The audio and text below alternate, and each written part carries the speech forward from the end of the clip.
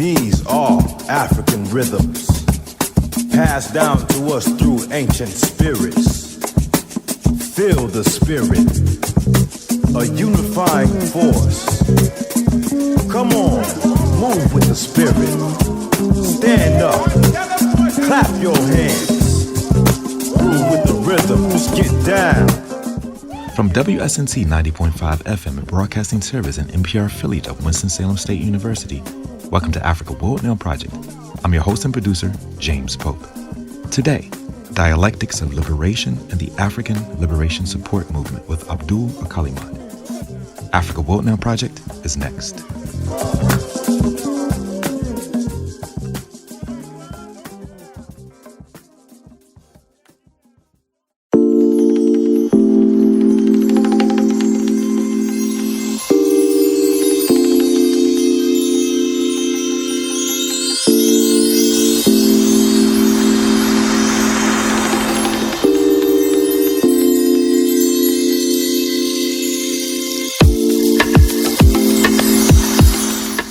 Abdul Alkalimat opens Dialectics of Liberation, the African Liberation Support Movement, with his first-hand observation of the events that led up to and after the African Liberation Support Movement.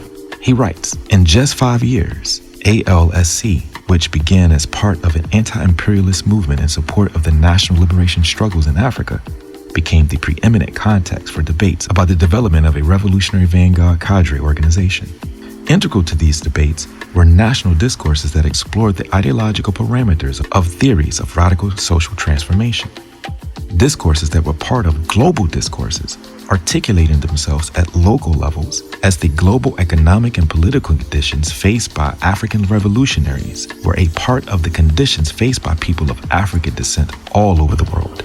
For Professor Alkalimat, as it is my concurrence, a study of the ALSC's experience enables us to examine the dialectics of how a mass social movement process can transition into an organizational process debating the possibility of revolutionary ideological unity within a global order that is primed to violently repress any efforts to challenge its hegemony.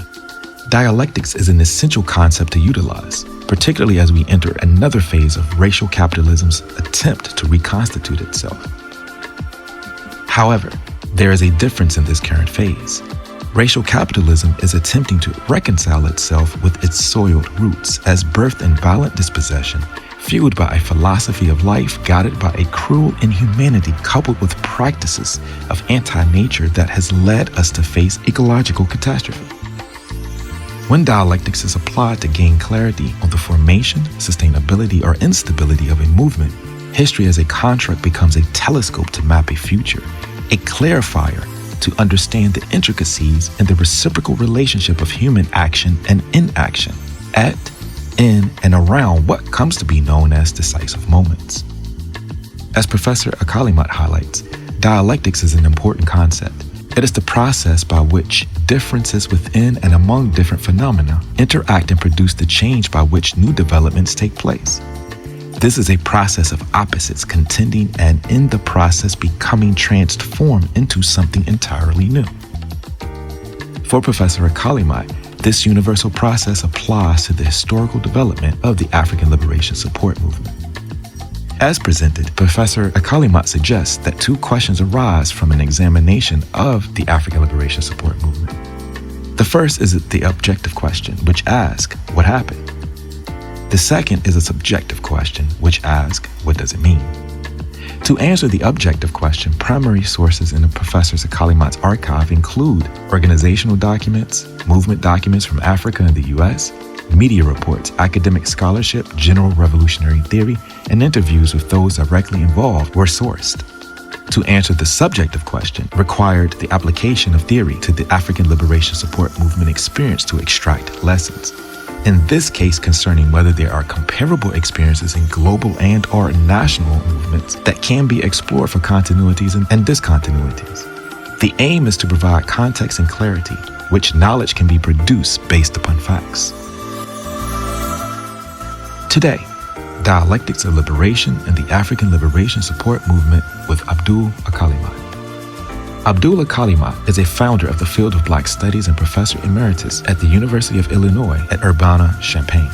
A lifelong scholar activist with a PhD from the University of Chicago, he has lectured, taught, and directed academic programs across the United States, the Caribbean, Africa, Europe, and China.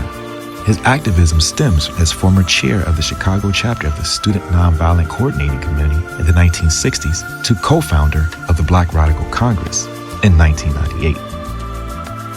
Our show is produced today in solidarity with the Native, Indigenous, African, and Afro-descendant communities at Standing Rock, Venezuela, Corporation Jackson in Jackson, Mississippi, Brazil, the Avalon Village in Detroit, Colombia, Kenya, Palestine, South Africa, Ghana, Haiti, and other places who are fighting for the protection of our land for the benefit of all peoples. Enjoy the program. I never felt this way before. For the feeling that you give to me, I can't ignore. You're my joy. You truly do enlighten me. You're all I'll ever want and need. You got the best of me. So baby, come with me. Thank you for taking the time to join us today, Abdul Alkalimat. How are you? I'm doing real good. Thank you. Good. I am really glad that we have been able to have a second conversation. The first conversation we had with you in conjunction with Black Workers for Justice and Communiversity was around your first, well, not your first book, but the book that you released, The History of Black Studies, and it was a very good conversation. And in that conversation, and I have written, and had conversations with other folks, is that, you also provided for us Dialectics of Liberation, the African Liberation Support Movement book as well, which I see as interdependent. They're very, very interdependent works that can serve as a important platform, or documentation, and it documents the movements, it documents your work, and it documents the movement within the context of a whole. And that is what we're here to talk about today. This book, which is just the second in a series, because you're also doing the Future of Black Studies that is coming in as well. And, I'm glad that you're joining us today. And if you don't mind, let's just jump right into the conversation. Sure. So let's start off here. Let's start off by discussing the origins of the African Liberation Support Movement. Specifically, what were some of the conditions that led to, or I should say demanded, that an African Liberation Support Committee or movement be organized? Yes, that's a very important question. It really reflects the convergence of what was happening in Africa and what was happening in the U.S. And for that matter, really the diaspora. So in Africa, really resulting from the 1945 Pan-African Congress that was held in Manchester, England, followed by a 1958 conference held in Accra, Ghana, after the independence of Ghana, which really was foretold in the 45 conference in Manchester. That really began a new stage of the African liberation struggle. And in most countries, there was an independence, political independence gained in 1960. But there were two kinds of countries, really, Portuguese colonies and then colonies that were associated with South Africa that were not liberated. And in the book, I document how in each of those 6 countries that I just referenced, there was a history to the development of the struggle for freedom and an end to colonialism. And it really, each one took basically 3 main stages. On the one hand, there was a broad-based attempt to negotiate reform. This was met by violent repression, peaceful demonstrations met by bullets and guns, shooting down men, women, and children. That led to a more formal organization of a fight for national liberation. And then that evolved into armed struggle. This armed struggle was a clarion call to Africans and the African diaspora, because we were also witnessing socialist revolutions in China, in Vietnam, in Cuba, 1959. So the world was in flames in this anti-colonial motion. That was on the one hand. On the other hand, in the African American struggle in this country, you had the civil rights movement that had been transformed by virtue of the emergence of Black power in the middle 60s.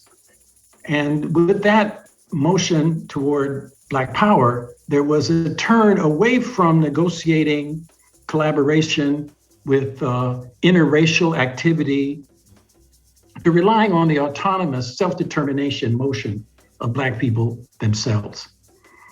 And this, of course, then led to a global consciousness of thinking about where else people were fighting like this. And so the anti-colonial struggle became really a frame of reference, a point of comparison with what was happening.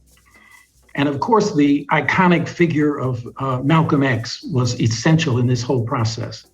Malcolm helped to move the needle away from being Negro or colored or minority to having a more definite and affirmative identity with Africa. And so this convergence of the Black Power movement in the US, along with the anti-colonial struggle, armed struggle in Africa, led to this development of African Liberation Day in 1972.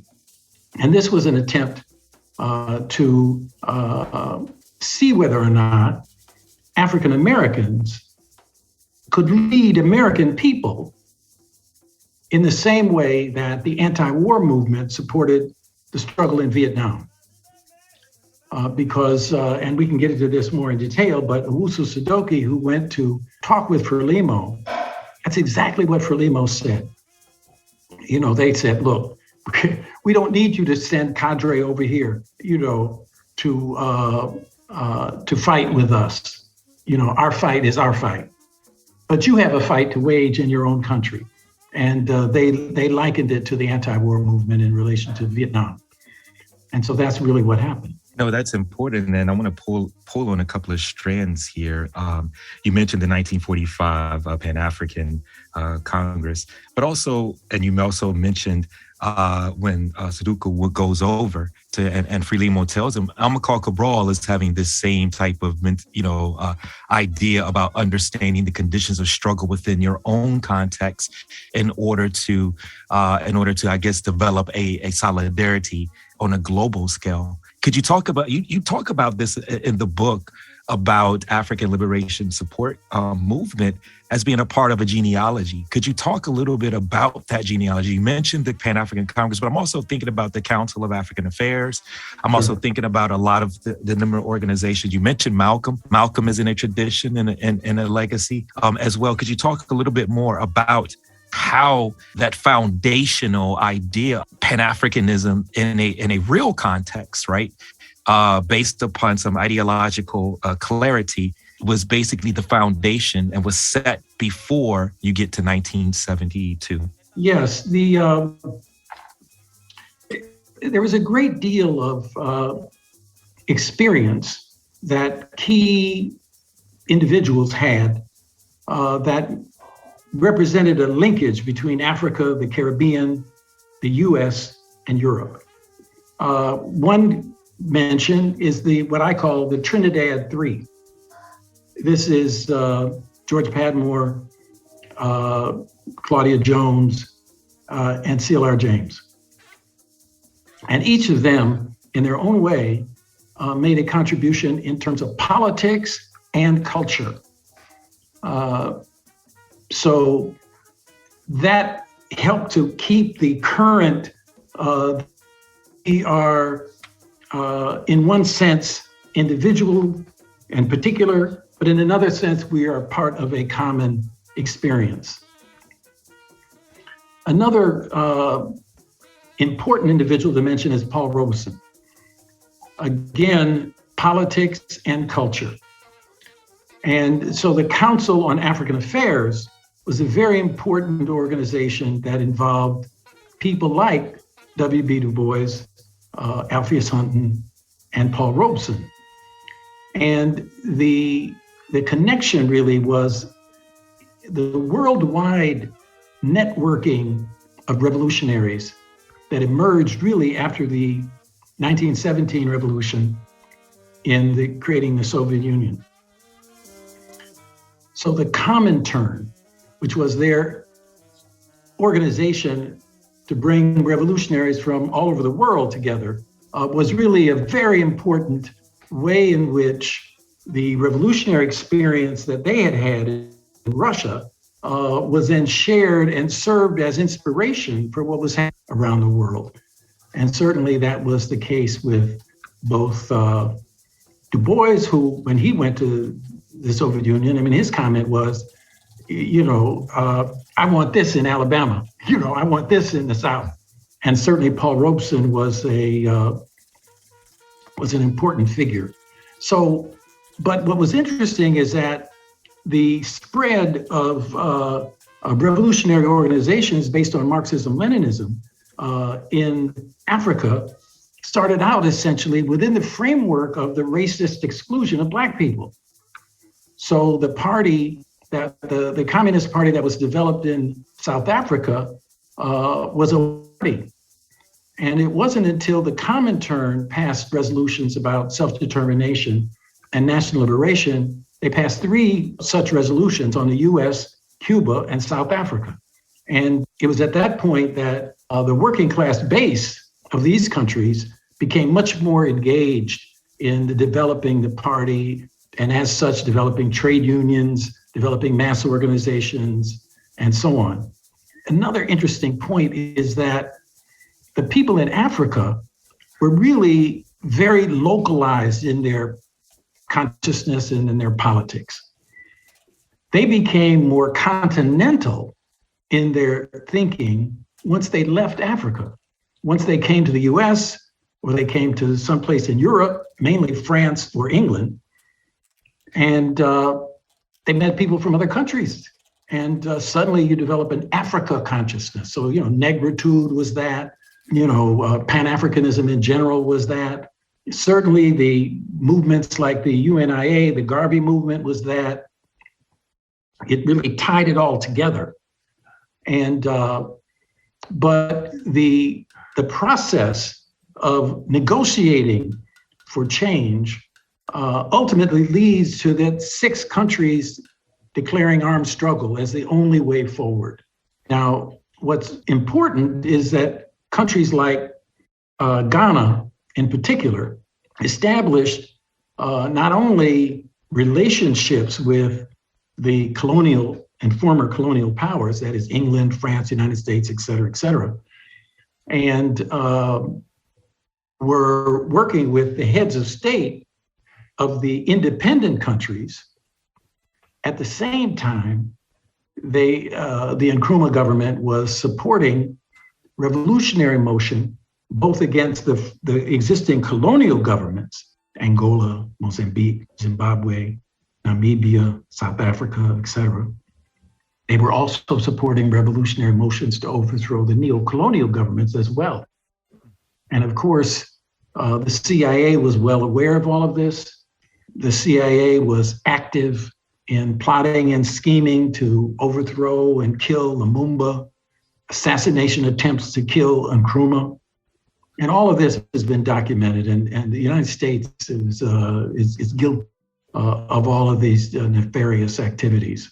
But you're right that there's this long history of generational expressions for freedom. And it's important really for people to understand this, because otherwise it's like there have been periods of time when Black people were asleep or there was no struggle going on. And, that's the danger, for example, when they essentially wrote Paul Robeson out of history. So most young people, know more about a basketball player than they know about Paul Robeson. And so we have to, sort of tell the story and call their names and help people understand that there's never been a time when Black people weren't connected to Africa and the Caribbean. And there never was a time when Black people weren't fighting back one way or another.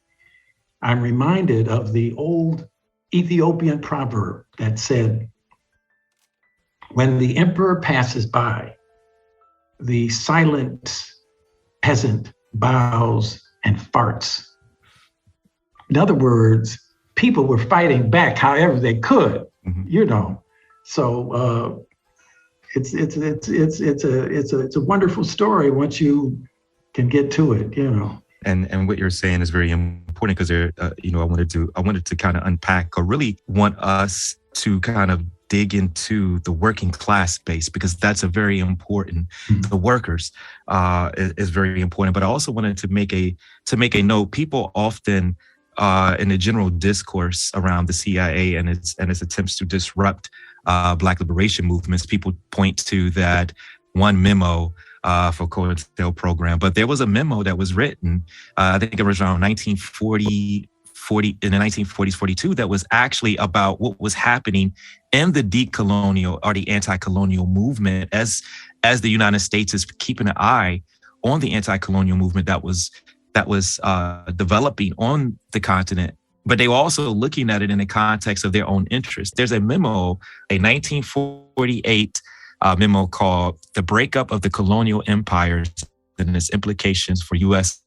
Security from the CIA. This was in 1948, and it was basically a document, kind of like the other document, that really talked about looking at the implications of what was happening on the continent. But back to the original point, again, your point about resistance is very, very important, because the idea that people aren't continuously resisting is a very, very important point to be made, which goes back to, which brings me to, what was the role of the Black student movement, and particularly education? The education component was for the consciousness raising efforts, particularly. And when you're talking about, 1972, I'm also thinking about, in 1968, 1969, also the Black university conferences that were going on as well. Could you talk a little bit about that environment? Because I want to get into chapter 3 of your book. That's what I really want to center our conversation, because that chapter just drew me in. And I have a bunch of questions about that we can kind of get into. But could you talk a little bit about, the role of North Carolina in this, the students' movement and the movements that was happening on the ground there, but also, Black studies itself. Students are moving and calling. And again, all of these things are converging, because you mentioned the convergence as well. And so could you talk a little bit about that convergence? Well, of course, the student movement has a long history as well. But I think the critical moment really was the assassination of Martin Luther King. Because after that assassination, there was a massive enrollment of students at this level. And of course, what this meant was that students who were first generation college educated students suddenly came on the scene and confronted institutional racism. There was really no serious preparation for this massive enrollment. And of course, it was not just in HBCUs, this was in mainstream higher education. So it was a desegregation of, a lot of people don't realize that first Black professors and the first significant number of Black students in major universities like in Chapel Hill or Duke or whatever in North Carolina, as well as throughout the country, occurred in the 1960s.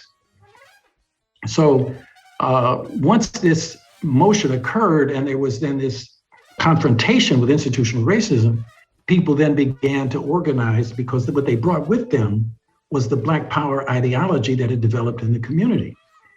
And this wasn't necessarily a powerful ideological position of the students only, but the organizations in the community. So you can't really talk about, for example, the first Black Studies program at San Francisco State without also talking about the Black Panther Party. So it was both students on campus as well as community organizations and movement organizations. And so particular organizations developed as young people and students who were connected to the most radical manifestations of the Black liberation movement. So, like, for example, the League of Revolutionary Black Workers in Detroit had a Black Student United Front in Detroit, but also they were connected to the National Association of Black Students, NABS, that was essentially led by Gwen Patton from Alabama. And so out of North Carolina, sort of the legacy of SNCC was the Student Organization for Black Unity, SOBU, that then became YOBU, the Youth Organization for Black Unity. And what was interesting about SOBU is that they had a very interesting strategy for organizing. What they targeted was student leaders who had developed on the HBCU campuses in particular. And now I'm talking about student body presidents and editors of newspapers. And through those leaders that had been selected by the students, after political education, they were able to win legitimacy among the broader base of students on campus. So it was a very important approach, really dialectical approach, that entered into the political culture of student life on these campuses. In fact, Nelson Johnson, who was one of the main leaders of organizing SOBU, had been vice president of student government. And they created a newspaper. First it was a SOBU newsletter, and then it became the African World, that really became, along with Muhammad Speaks, as one of and the Black Panther Party newspaper, as the three main newspapers of the Black liberation movement during that period. And they had a really serious application of Lenin's Iskra method of using a newspaper to not only become the linkage of activists and local organizations, but it became the training ground. So collectives were established that began to write about critical issues, and a lot of the issues involved Africa and the Caribbean.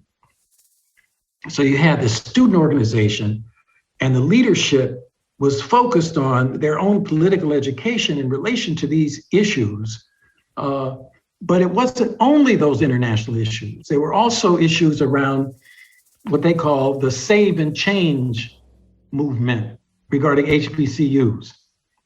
And they began to link up with other insurgencies throughout the country. And their organization spread to students, Texas, Kansas, Connecticut, Massachusetts, New York, Washington, DC, Ohio, and some of their national leadership. John McClendon came out of Ohio, Tim Thomas came out of Washington, DC, Mark Smith came out of Harvard in Massachusetts. And all of these students then decided that they would, like some people talk about a gap year, and going to school to take a year off. These are people who decided that their education was more linked to their activism. And so they dropped out of school and became full-time workers for SOBU and YOBU.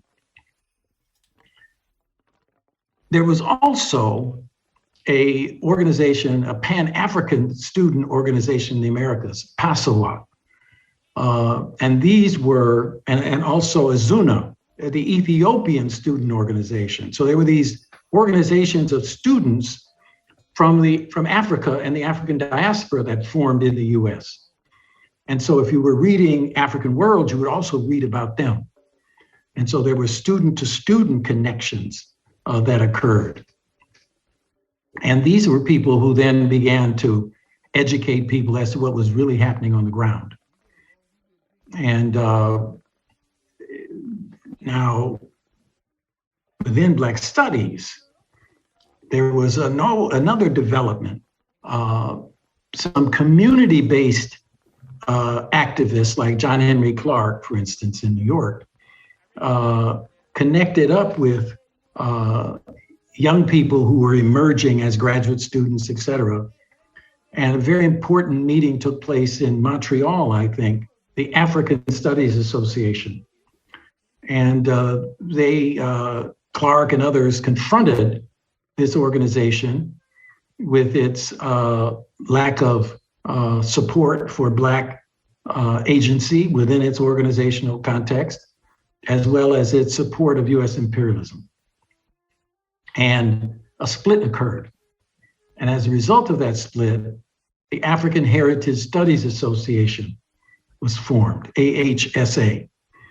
And so now you had an organization of Black studies scholars and activists explicitly in opposition to US imperialism and US exclusion of Black scholars with a definite orientation to link up with the African liberation struggles. So there's a lot going on. That's what's important about the ALSC period, is that we're not talking about just a small group of people. We're talking about a generational transformation that took place from civil rights to Black power, from organizations like AMSAC, the American Society of African Culture, other organizations that were really like the NAACP, and even up to the US government, and whether they realized it or not, there's controversy about that, funding from the CIA, et cetera. The point is that there was a break with all of that and a more militant orientation, and that's where the connection to armed struggle took place. And so when we raised money in ALSC, we were explicit about this is not money for humanitarian causes, as important as that is. This money is to buy guns and buy radio equipment, et cetera. We want to be active in support. I mean, we read in some of the publications about Eastern European countries like Hungary or Poland sending $10,000 or $15,000 to a liberation organization. When we read that, we said, we can do that, you know. So we were clear about what we were trying to do. And of course, the US government took notice and, tried to jack us up, saying that we were agents of a, foreign power, that kind of thing. And of course, some people were impacted by that, but, we carried on. I wanted to also, really tease out the fact that you had a group, this notion of the intellectual in the midst of all of this was not this limited institutionalized, because again, a lot of the consciousness raising or the consciousness coming into a certain consciousness, there was a critical consciousness aspect here too. Not only being aware of the situation, but again, doing something or attempting to do something about it. Could you talk a little bit more about the community in the midst of this? There was already a base there, right? Of course, you have intellectuals, you have Saladin Muhammad, you have many people who are really disrupting this notion of the intellectual in the midst of all of this. And there is a cross-fertilization of ideas across, critical discourse that is going on as well, particularly from the working class base as well. Those who are engaged in struggle and organizing labor and things like that. Could you talk a little bit about the role of those individuals that are considered organic intellectuals who are organizing and also developing a theoretical base to engage in critical discourse about how do we move forward in this particular time? Well, the people you're talking about really reflected the results of the Black Power movement changing the concept of audience. So the Black arts movement, the Black history movement, this is going all the way back to Carter G. Woodson to today, and the church movement. These are all movements that switch the focal point from an audience of middle class, institutionally based paths of intellectual development to what I call emergent institutions, study groups, freedom schools, and especially the search of the Black arts movement for a audience in the Black community. And so poetry readings, musical performances, theater groups, all of this targeted the intellectual development of the Black community. And so people, for example, and Saladin is an example of this, Saladin Muhammad in North Carolina. You see, he begins by becoming a drummer. So they're doing conga drums and creating drum circles and connecting to Africa in that way, and also being in study groups. That was really the form of educational development, was study groups. And one of the interesting things is that the study groups were serious attempts to take control of the movement. And so, like the Cubans use this phrase, the battle of ideas. So ignorant people are not able to get engaged in the battle of ideas. And so there was really a take-up of the study groups. When there was a political or ideological struggle that got pretty hot, that really was the energy force that's propelled these study groups, that people were serious. It wasn't a question like, oh, well, I'm not going to consider those ideas. Those are bad ideas or ideas to deal with. It was much more the question of, not only do I have to engage those ideas to defeat them, you often end up believing in them, because once you study them, and that's the interesting thing about a lot of ideas, is that when people are often opposed to those ideas, a lot of times that is really a cover for ignorance. And because one of the things that happened in the 60s during this period is the debate of varying points of view created new development. And that's one of the things that really happened in ALSC, is that a lot of people who started out with a more narrow nationalist or cultural nationalist or uninformed position ended up becoming much more informed, even if they didn't change their ideological stance. And that helped to maintain the unity to the extent that we were able to do that.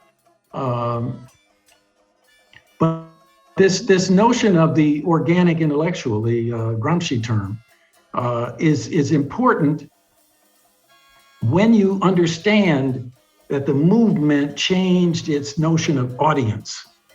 And so today the question is, how can that be maintained? And within that, the question of audience is not just a question of a top-down situation, but it's a dialectic that has to produce the leaders. So the Fannie Lou Hamers, the General Bakers in Detroit, the Saladins, the people who, out of these study groups and out of this shift in the movement, then became activists in the battle of ideas.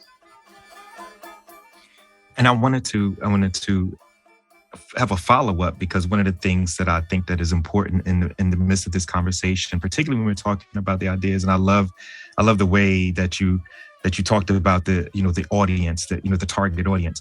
I wanted to also to stay on this particular line of thinking. When you're talking about the ideas and the expansion of the ideas, we also have to talk about women who were in the movement as well, particularly Queen Mother Moore, who was expanding and having not only an intellectual, but she had a clear activist, a clear real world experience in helping forge a lot of thinking in the movement as well. Could you talk a little bit about those expansion of the ideas, particularly as introduced by women who were in the movement as well?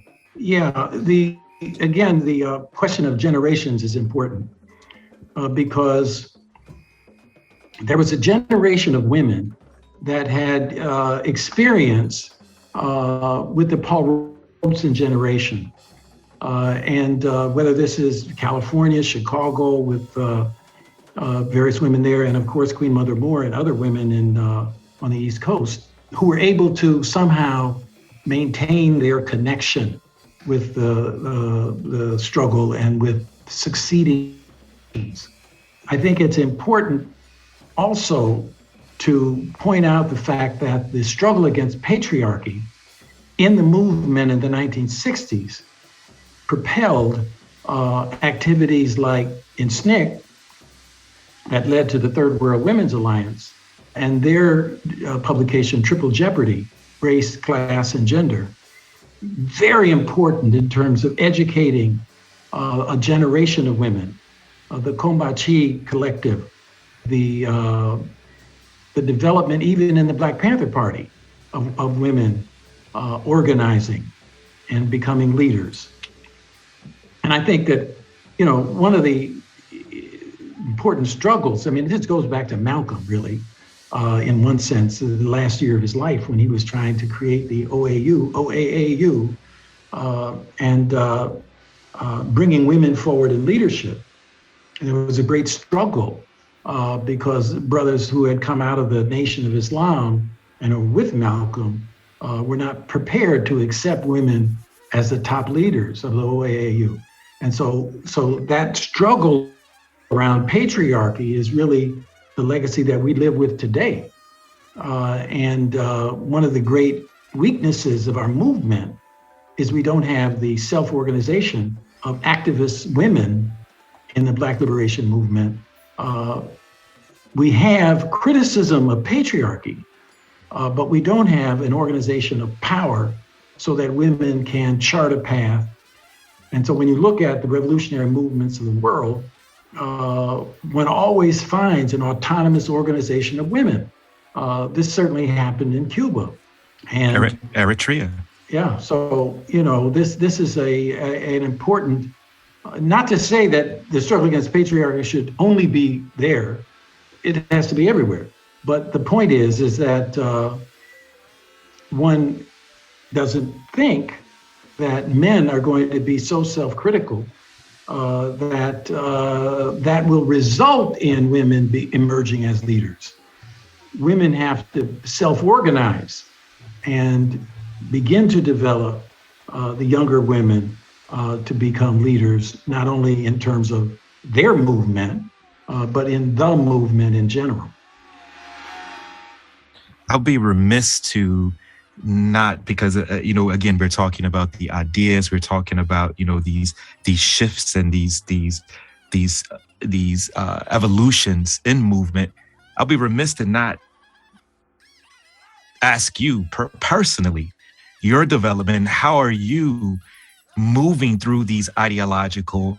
Because again, we're talking about something that you were clearly involved in. I want our listeners to understand. I'm talking to someone who not only has this huge archive as intellectual, but you were also involved in ideological development yourself and moving, because you're involved in a lot of this. This is going to move us obviously to chapter 3 as well when we're talking about these things. I'll be remiss and I ask you about your development in the midst of this as well. Well, first of all, I come out of a family history of struggle. Not only my great-great-grandfather created a town in Illinois, the first town legally created by an African-American in the United States, and it became a station on the Underground Railroad. So I grew up with these stories of struggle, etc. And I had 2 aunts. One aunt was basically a fellow, she was a organizer of and an educator of Black women for their trade union rights, and then became a school teacher. And she was involved in the arts movement with Margaret Burroughs and others in forming the Southside Community Arts Center and the DuSable Museum in Chicago. That's on my father's side. My mother's side, Eleanor Rye, my aunt, was one of the early members of the Communist Party and was an organizer of steel along with William Z. Foster. And so these 2 aunts were of great influence in my development. But what really happened for me really was the 60s. I was very much involved in SNCC and in other organizations in Chicago that were cultural. One of the interesting things that happened was I was in graduate school studying sociology, and but at the same time, was periodically dropping out to be in the movement, to be in SNCC, and so and then I went south. So my first major teaching position was at Fisk University, And that's when we created People's College. Now, through all of this, there's this interplay of Marxism on the one hand and Black liberation on the other hand. And so that dialectic in my thinking, continues till today. And I think that there was a point in time, and we can get into this when we talk about what happened in ALSC. There was a point in time when the question of uniting everybody became a question of dividing on the basis of ideological positions. And that has now transformed back into a situation of uniting as many as we can, where the issue is not ideological as much as it's political. And the distinction is between the practical struggles to advance the freedom movement versus the high abstract agreement on theoretical issues. And extent to which we're facing fascism today and the extent to which we have been demobilized requires us to think in different terms than we were thinking when we had a high level of mobilization, a high level of a battle going on. And the struggle was for advanced cadre to develop leadership at an ideological level. And which is not to say that the ideological level should be totally ignored, but it's that today we have to develop much more patience and acceptance of an ideological diversity and focus on political unity. Because see, that's how ALSC started. It started with political unity around Africa. And that's how Charles Diggs, who was one of the leaders of the Congressional Black Caucus, became one of the key figures in 1972 ALD. Later, of course, when things became more ideological, people like that were not as active with us, though they reconnected with the movement with the development of Trans-Africa. And Randall Robinson, who had been in ALSC in Boston, becomes the leader of Trans-Africa, and they reconnect with the Congressional Black Caucus and other mainstream middle-class Black leadership in the community and continue to protest, although now without that mass base that ALSC had historically developed. So I wanted to just get into what happened, what were the aims and what were the objectives of the movement. But I wanted to, the book really lays out, 1972, chapter 1 is about 1972. You labeled that, or you titled that United Front. Chapter 2 is 1973, Black Liberation. Chapter 3, 1974 is Class Struggle, because again, I think that chapter for me just sticks out a lot because as a person who deals with developing praxis on a level of how to organize institutions and people, that's an important one that I definitely want to kind of, we'll get into that when we get into the objectives, when we talk about the objectives, really get into the nuts and bolts of that. Chapter 4, 1975 is World Revolution. And then of course, you have chapter 5, which is looking at, a focus on the lessons and legacies. But I want to, let's get into what happened. Let's get into what were the aims, what were the objectives? What did the movement set out to do? Again, this is starting, again in 1972, but a conference. This is coming from the African Liberation Day that moves into an organization, and you and along with many other people are attempting to institutionalize these particular things.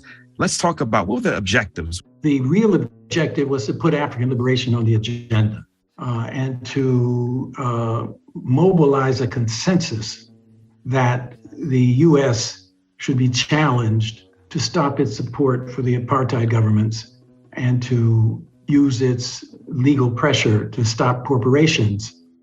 For example, Polaroid was instrumental in the passbook system in South Africa. And so some of the workers at Polaroid self-organized to lead a struggle against that corporation. So those kind of things became part of what we were doing in ALSC, in ALD. See, 1972 was the African Liberation Day Coordinating Committee, ALDCC. And after that, the activists pulled together and decided to form an organization to sustain this activity. Now, leading into this new organization were, again, the organizations that had created the Black Liberation Movement at that stage. So the Congress of African People, the Black Panther Party, there was a network of Black independent schools and cultural institutions like the East in Brooklyn, New York. So there were these networks that all converged in this around a set of leaders because the CAP leaders, the Congress of African People leaders, were also involved in the independent schools, et cetera. And so when ALSC, the African Liberation Support Committee, was formed, it also brought in Black Studies people like Ron Walters and James Turner and others. And of course, the other link was the SNCC Pan-Africanist link that brought in Kwame Ture or Stokely Carmichael, but also the Center for Black Education and Drum and Spear Bookstore in Washington, D.C. So that's Cortland Cox, Ralph Featherstone, a number of sisters, et cetera. So when ALSC is formed, the first thing was that was decided was we were going to spread out. So 72 was a national demonstration, 73 were local demonstrations. And the whole point of that was that the few people that participated in any given city, now they were asked to go deep into their own community to broaden the base, broaden the footprint of ALSC. This is very important because national movements are viewed at the national level. And we knew that any national movement really is important to the extent that it has local bases, that it has a local footprint. And so that was the decision. Now, at the same time, we're in conversation with the National Liberation Organizations. And the National Liberation Organizations are moving in the direction of socialism. And so both the organizations that were legitimately doing that and the ones that were just giving lip service to that. But the point is, socialism is on the agenda. And that really created the opportunity for those of us who were moving in that direction to make the connection because we were learning from and working with these organizations and national liberation organizations in Africa. What happened is that we ended up confronting the global contradictions in the socialist movement. And not only the question of being not socialist, but what kind of socialist? You know, there was Russia, the Soviet Union, there was China, there was Vietnam and Cuba, you know. And so, but it became a practical issue when we debated the question of we're raising money, where's that money going to go? And so a lot of people thought we were making ideological commitments. So for example, there was a tendency to be more supportive of UNITA than MPLA. UNITA being an organization that subsequently was demonstrated to be connected to the CIA, and MPLA was connected to the Communist Party in Soviet Union. So, but in fact, what happened is that it really was, what organization did you have a connection to? So UNITA was traveling around, talking to people and showing pictures of themselves with guns and, you know, in struggle, et cetera. And that's all people knew. So and a few people like that brother from IFCO, who was a financial supporter of Malcolm X Liberation University and ALSC. He had gone to the continent and he had talked with the people in UNITA and came back and was an advocate for Lucius Walker, an advocate for UNITA.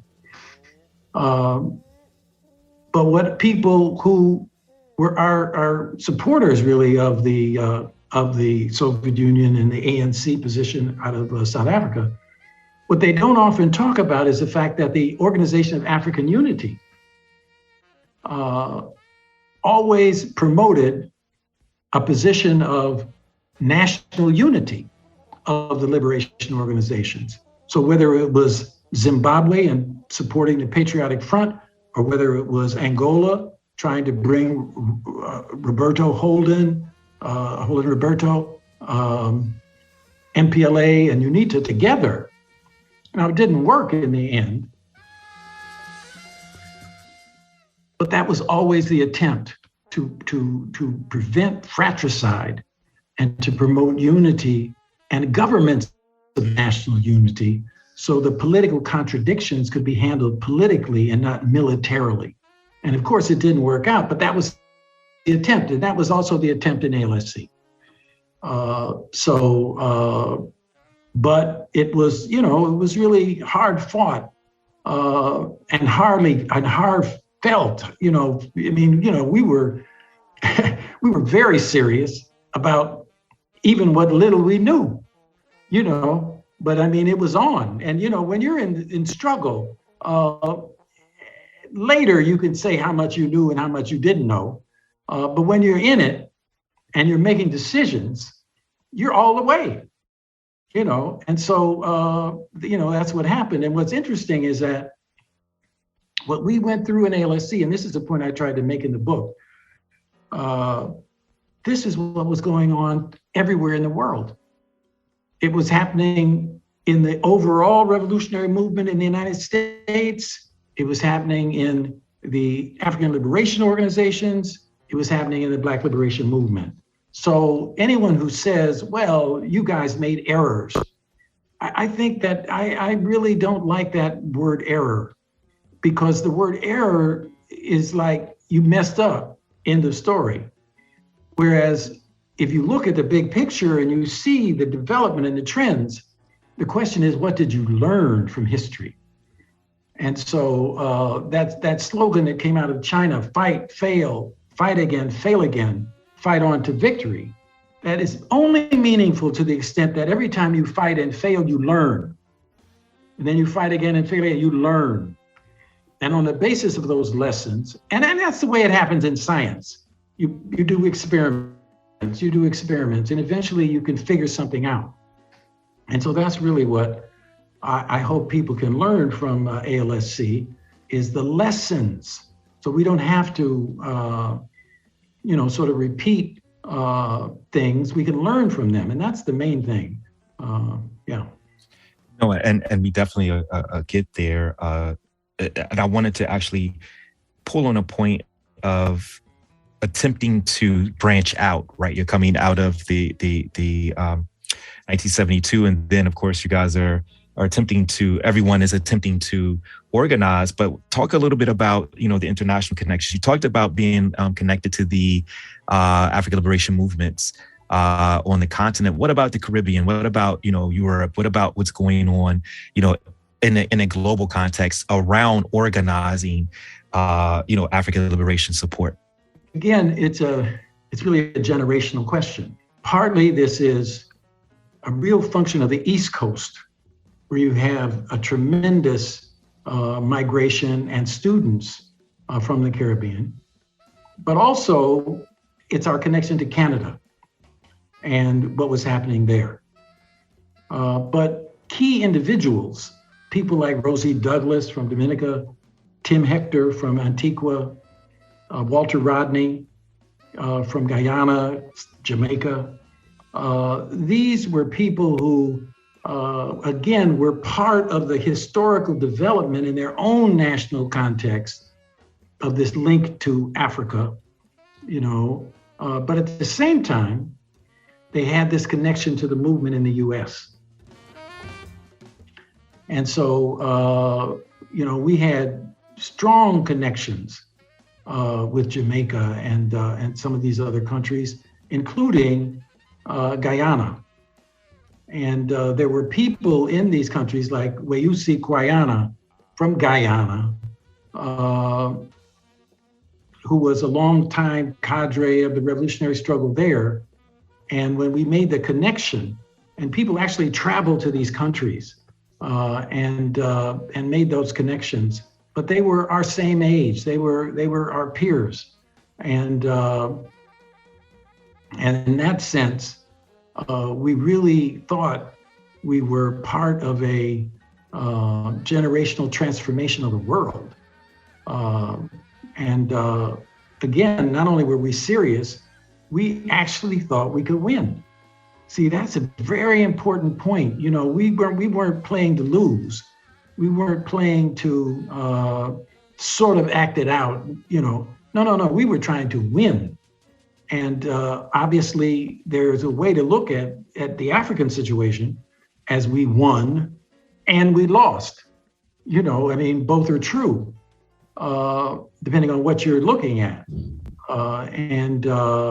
So now the question is, how do we learn those lessons and regroup?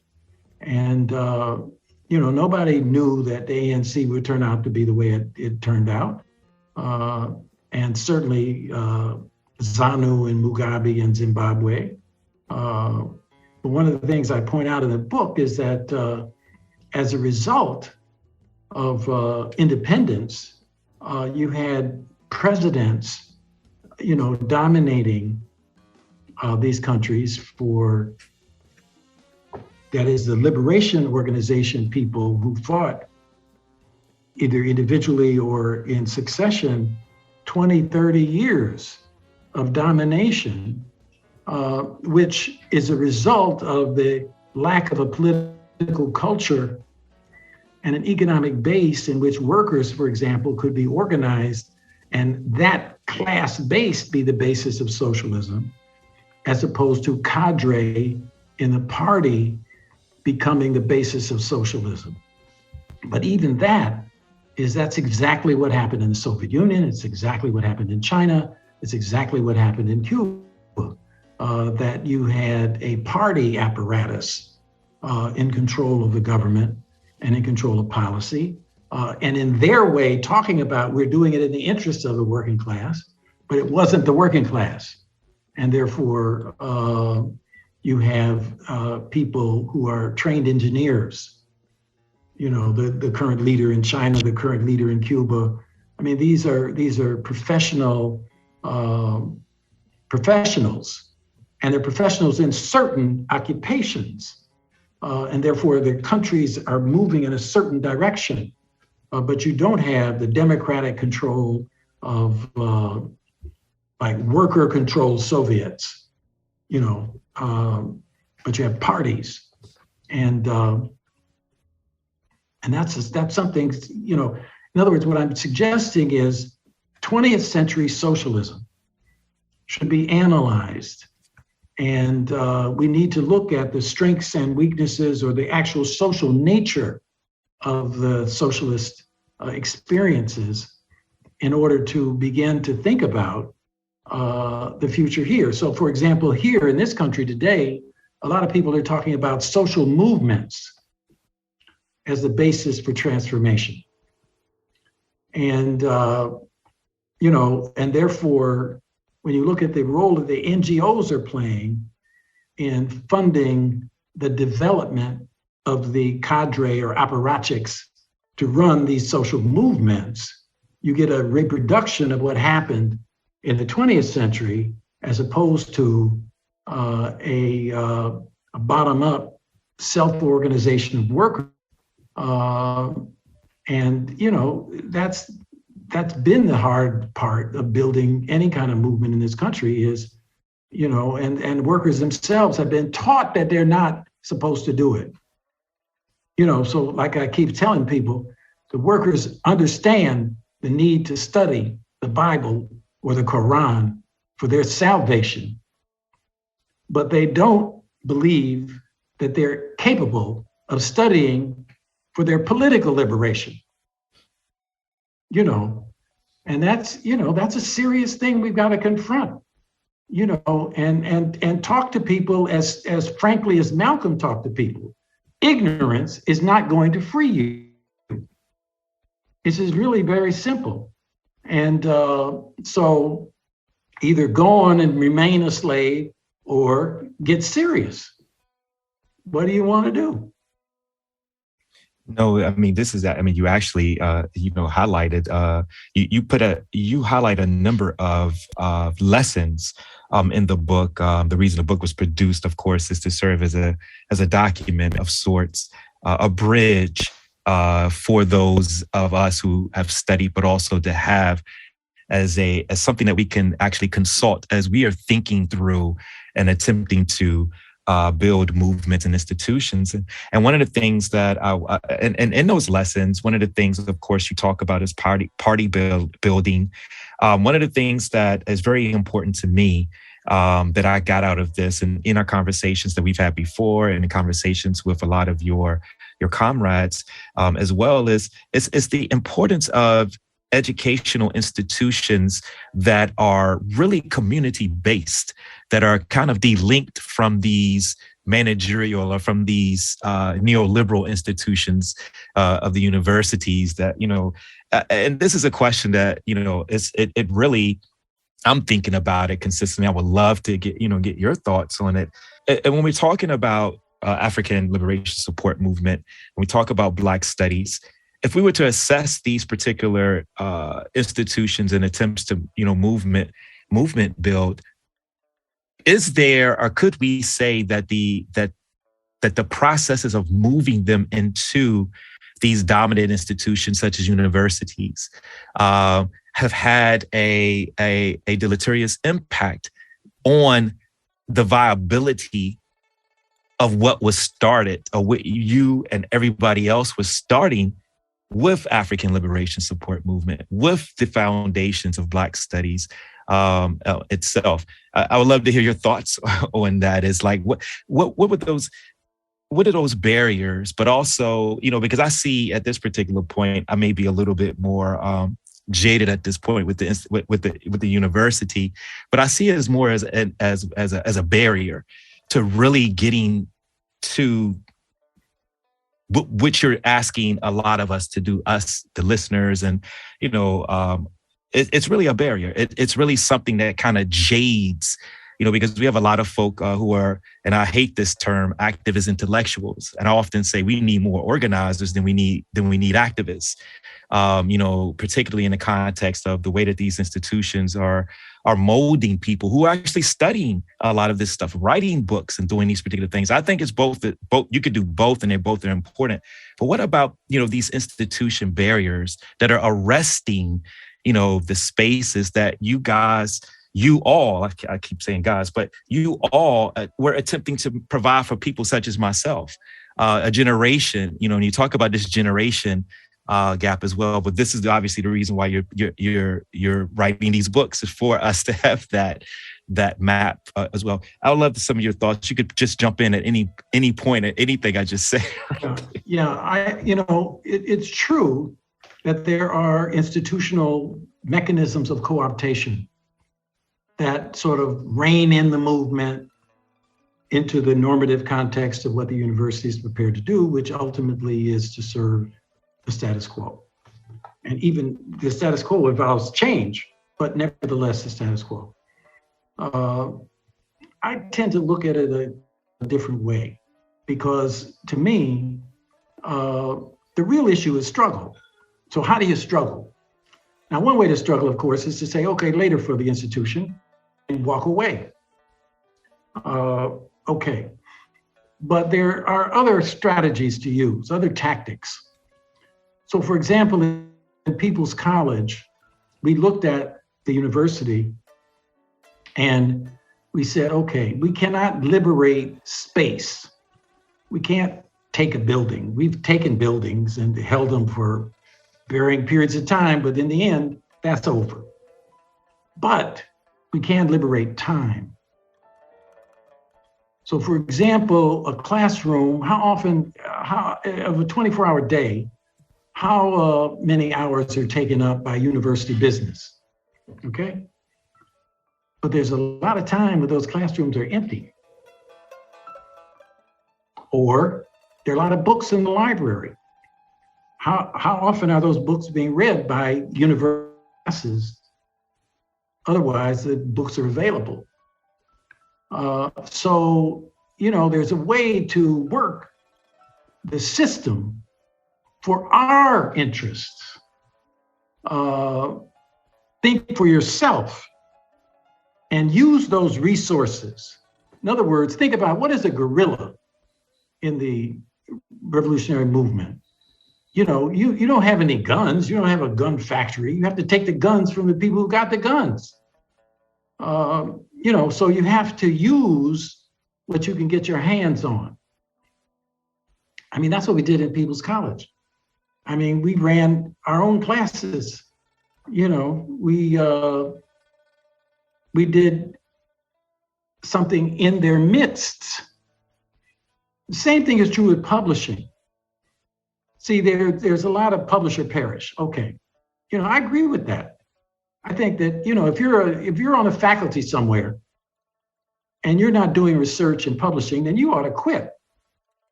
That's a privilege. But you can't be a minister and not study the Bible. You know, you have a flock to serve.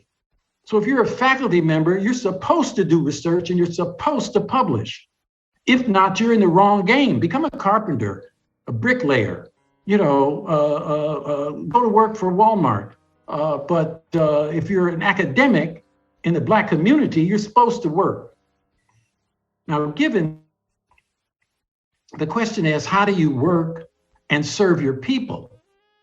And then the question is a battle over the quality of your publishing, because you don't want to perish. And that's a battle. And so the battle then becomes a battle around, for example, your networking of other people who bring their own academic prestige to support what you've done. There's a whole question of the struggle around journals. There's a struggle around organizations.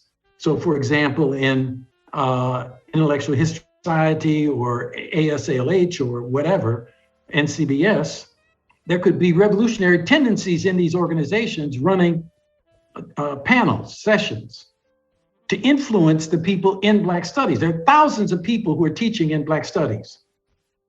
And that's just like there are thousands of workers in any given industry. And so if you're in the game of academics, you have a responsibility. And that responsibility is not only to serve the strategic working class, serve your class, your occupation. That was the whole thing about Mao was confronted with people who said, we're the intellectuals, oh, there's assholes, let's get rid of them, we don't need them. They're, you know. And he said, no, we need them. We need them in the way they are, but we need their work. Lenin, the same thing. Some students and people came and said, well, we want to pass out leaflets, et cetera. And the question was, the workers said, well, look, we can pass leaflets out. Can you bring us something we don't have? We don't want to turn you away, but we need something that intellectuals can do. And so I agree that there is this co-optation, there is a suppression of radical thought, but on the other hand, we can be a counteroffensive up in those very resources. We've used things like work study. You know, there's all kinds of ways to use that to serve the community, to pay people to do some stuff. And so anyway, I just think that we need to really be creative about these institutions and not walk away from resources that the movement needs us to use. We just need to repurpose them to serve our needs. No, you actually brought into mind Walter Rodney's guerrilla intellectual, but I'm also thinking about Fred Moten's, this notion of the undercommons, and also maroon spaces. How do we create maroon spaces, in universities as well? This notion of publishing is a very interesting notion in Publish or Perish, but publishing itself, of course, there's barriers to that about, the politics of publishing. But I think in this particular space, and what we tried to do with Africa Will Now Project is to really disrupt that notion of the prestige and like the processes of publishing, meaning that we want to bring it an intellectually rigorous programming to community in order to get a conversation that we're exchanging ideas. And so that level, and particularly in this digital age, as you're a pioneer even in that, developing, a digital imprint in Black studies itself and being available to the public, but also as a bridge for, again, engaging in ideas and engaging in the spaces. And, that was one of the reasons why I spend a lot of time in doing, Africa Will Now Project along with other projects, is to really take, disrupt this notion of this narrow idea of what publishing is and knowledge production is, and to really move it, what I would consider, back to its original instance of an interchange or exchange of ideas between those who are working in these particular spaces, but also those who are actually working outside of these spaces, because again, the notion of ideas is very, very important. And so I think that your position on that is the creative part. I definitely see, that is where we really need to, especially in this, we're in the age of information at this point. We've moved beyond the age of technology. So I think that, your notion of work is definitely something that I take to heart myself. People often laugh at me because I always have my sleeves. Every shirt I have, I roll my sleeves up. I always have my sleeves up. Sweatshirts, they always up because I was just trained and taught to work, figure out the creative spaces to do that. I appreciate that, kind of thinking through that with me. And as we come to a close, and you talk about this in the book as well, what are some, this period that you're talking about, that you're writing about, is a very important period. It's even more important now when we have the conditions, particularly on the continent itself, but in relation to the African world, the African diaspora, we have AFRICOM. We have a lot of conditions that have changed, rapidly. What are some steps that should be taken to revitalize this? And I'm also talking about as if me and you are a part of a group that are literally trying to revive a lot of this as well. But what are some steps that we should be thinking about, and that we can throw out to kind of really take those lessons and make them concrete and material in this particular period of Africa and the changing global economic and political conditions? Yeah, I really think the expression think global, act local is critical for us. Because today, a lot of people who are in the social movements, if you were to go up to them and ask them about something abstract or something national, they might have something to say. But if you ask them to give you a class analysis of the local community that they're in, they might not have a lot to say. And for example, right now, my partner and I are engaged in a research project. I'm speaking to you from Beaumont, Texas. And we're in a project dealing with the two abstract concepts of inequality and the climate crisis. And so what leads us to Beaumont, Texas? Well, Beaumont, Texas has the largest refineries in the country. The pipeline that was coming down through the country was ending up right here. The largest port for the military in the country is right here. Hurricane Alley is right. It's the most Black and brown city in Texas. And, talked to one brother and asked him about, what he thought about the situation. And he said, well, thinking about the situation in general is above my pay grade. In other words, a reflection of that section of the working class that has been taught not to think about that kind of stuff. And today we interviewed two people, and they basically said that nobody around here wants to talk about those things because we are essentially under mental lockdown. On the other hand, we've talked to some people who are sort of inheritors of that oil money, who have that Southern genteel, smile on their face. And yet, we also met a brother who is the local environmental activist, and he was part of the Texas delegation that went to Glasgow. So we've got this mix of people here. We've got a history of the lawyers and the people who were in Thurgood Marshall's generation who fought the desegregation battles. So we've got the history. We've got the Black people who are now up in ExxonMobil, who are up in the Port Authority, who's the sheriff of the county. And yet there's a delinking from the consciousness of the people on the ground, and they're willing to have a transparent and open discussion where people speak the truth. This place is on lockdown. And yet anything that happens here is global because of the role of capital. And I mean, literally, there are millions of barrels of oil being produced every day out of Beaumont and Port Arthur. So my direct answer to your question is, I think we all need to turn to look at where we live. What is our actual connection to all of these questions, all of these structures of domination, and begin to talk to people and educate people about how their actual daily lives are part of the big narrative that we're talking about.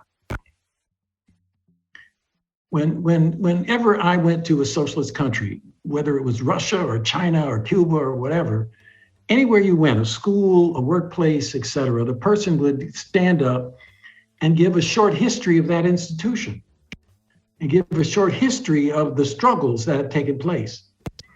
But in this country, we don't have that. We don't have people being able to, here's the history. I'm gonna tell you the history of New Orleans. I'm gonna tell you the history of Rocky Mount or the history of Raleigh, which then raises a question, what is class consciousness? Is it abstract ideas in somebody's head?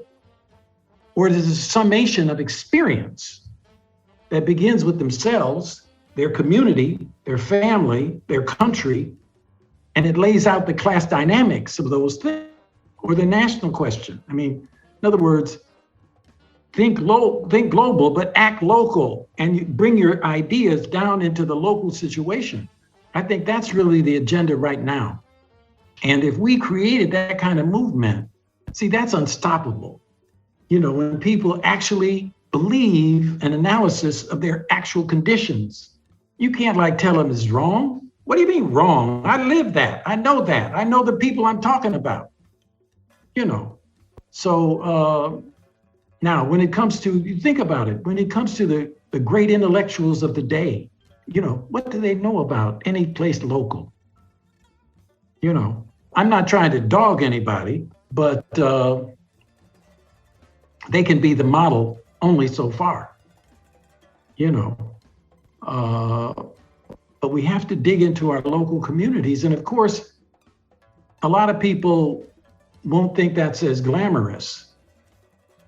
Studying, someplace is not as glamorous as writing a book on whatever. But, there's a book, very important book called Middletown, USA, that became a very important study in American sociology. Well, that was written about Muncie, Indiana. Who in the hell ever heard of Indiana? So that would be, when you ask the question, what should we be doing? That's what I think we should be doing. The people in Ferguson, for example, led street demonstrations. Come a year later, more street demonstrations. But now what do we know about what actually happened?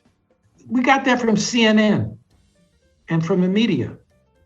But the comrades there did not produce any analysis that can then become a framework, a model by which we can understand our own community by having their community as a reference point.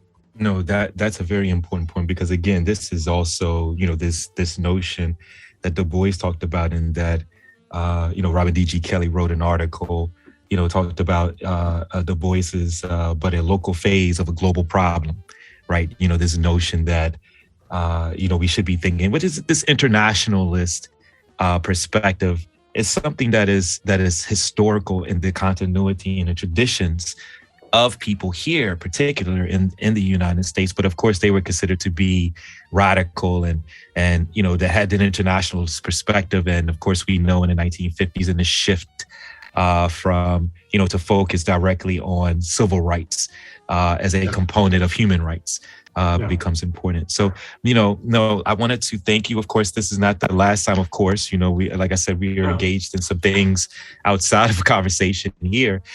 So we will obviously be in conversation and doing things moving forward. But I wanted to thank you for taking the time to just sit down and think through some of this stuff and to present some of these ideas that you presented in the book for our global audience. And again, thank you for taking the time. Thank you for having me. Looking forward to it.